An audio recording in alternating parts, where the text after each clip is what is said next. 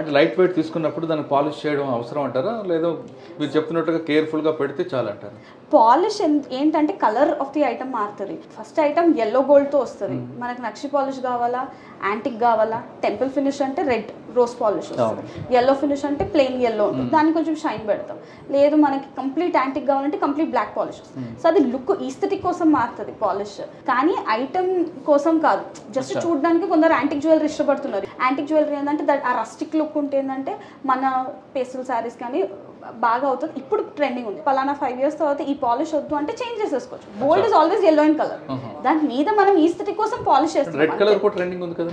Yes red is temple polish, red కూడా పెట్టుకుంటారు complete set. ఇప్పుడు మన దగ్గరనే 200 హారాల్లో డిఫరెంట్ పాలిషెస్ ఉంటాయి. ఇప్పుడు ఇది రోజ్ గోల్డ్ పాలిష్, ఈ పలానా పాలిష్ బాగుంటుంది చూడడానికి, ఇట్లా డ్రెస్సెస్కి డైజ్ ఎట్లా వేస్తామో అంతే.